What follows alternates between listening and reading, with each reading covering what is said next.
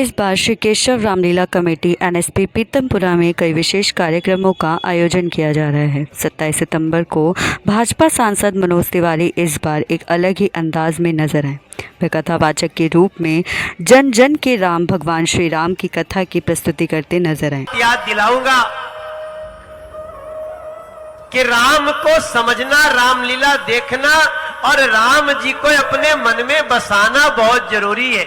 इसलिए मैं अक्सर एक गीत गाता हूं कि राम जी को दिल में बसा लीजिएगा, राम जी को दिल में बसा लीजिएगा, मन के सारे उलझन मिटा दीजिएगा, मन के सारे उलझन मिटा दीजिएगा, राम जी को दिल में बसा लीजिएगा, राम जी को।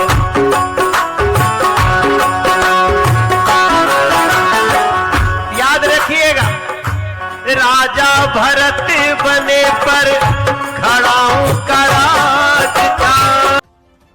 उन्होंने मीडिया से बात करते हुए श्री केशव रामलीला कमेटी एनएसपी पीतमपुरा की काफी सराहना की। अब आनंद आ रहा है।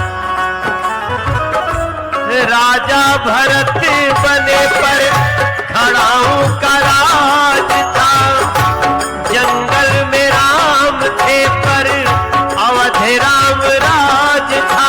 नहीं, देखिए, केशव रामलीला कमेटी का जो उद्देश्य है वो जन जन तक भगवान राम को और उनके आदर्श को, उनके चरित्र को, उनकी मर्यादा तक पहुंचाना। और जब मुख्यमंत्री जी और सांसद महोदय जब इनकी तारीफ करती है तो इससे और ऊर्जा मिलती है। श्री केशव रामलीला कमेटी के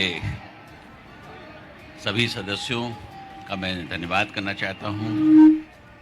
आज यहाँ पर मौजूद हमारे विजय गोयल जी, मोहन सिंह बिष्ट जी, अशोक गोयल जी जो इस क्षेत्र के एमएलए हैं, राकेश मिश्रा जी, सुभाष गर्ग जी।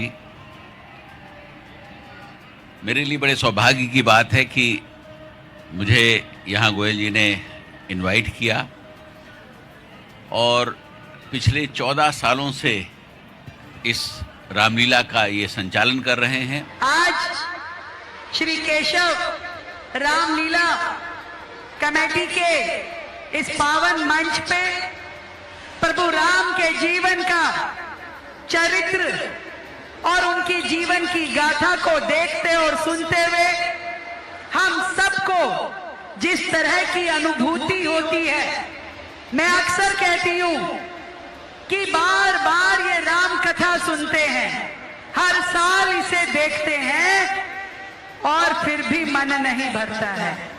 जितना देखते हैं उतना ही अच्छा लगता है। विधायक भाई अशोक देवराहा जी को, उनकी पूरी टीम को दिल की गहराई से बहुत बधाई देती हूँ, साधुवाद देती हूँ। हर साल इसी भव्यता के साथ ना केवल वो रामलीला मंचन करते हैं बल्कि पूरे समाज को जोड़ करके सरकार के कामों का भी जनता तक पहुंचाने का काम करते हैं और प्रेरणा मिलती है और भी काम करने के लिए और भी अच्छा मन करता है और इम्प्रूवमेंट करने के लिए भी और दिल करता है। तो मैं दिल्ली के मुख्यमंत्री रेखा गुप्ता जी और हमारी सांसद, उनका भी हृदय से आभार व्यक्त करता हूँ। सर, आज मनोज तिवारी जी भी आने वाले हैं और जन जन के राम एक गीत प्रस्तुति देने वाले हैं, क्या कहना चाहेंगे? देखिए, हम चाहते हैं कि जो भगवान राम से जुड़े हुए सारे पहलू लोगों के सामने आए। अभी एक फॉर्मेट है रामलीला का जिसमें करीब 3 घंटे की रामलीला संपूर्ण हम दिखाते हैं और मनोज तिवारी जी कुछ ऐसे रोचक पहलू हैं जिसके बारे में बड़े कम लोगों को जानकारी मिलती है, वो भी हम लोगों के बीच बताएंगे। तो हम उनका हृदय से आभार व्यक्त करते हैं, लोगों तक पहुंचाने में उनका बहुत बड़ा योगदान। अशोक मतलब होता है जिसका शोक खत्म हो जाए, वही अशोक है। और राम को अगर सही रूप से आपने 25% भी बसा लिया ना तो आप अशोक हो जाते हैं। आपके जीवन का जो कमी है वो भी उत्सव में बदल जाता है। कोई बात नहीं, कमी है, अब धीरे धीरे भगवान देंगे।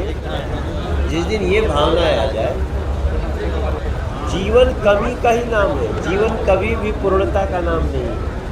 पूर्ण हो जाओगे तो ठहर जाओगे, और जब कमी रहेगी तो चलते रहोगे। तो इसलिए आज भी अशोक की कथा सुनाऊंगा, भजन होंगे, कीर्तन होंगे। एक अपने श्रीमुख से भगवान का एक ऐसा सुना दीजिए, क्योंकि लोग बड़े व्याकुल रहते हैं आपको सुनने के लिए। नहीं, व्याकुल तो रहना ही चाहिए, वो हमारी या कोई राम की चर्चा कर रहा है उसकी महत्ता नहीं है, ये महत्ता राम की है। आप इतना जान गए फिर भी जानने का मन करता है। तो यही राम वही होते हैं जहाँ राम और निष्काम दोनों का बड़ा संबंध है। इस भारत के लोगों का, जिन्होंने मोदी जैसा नेता चुना, लोगों को अपने वोट की ताकत पता चली।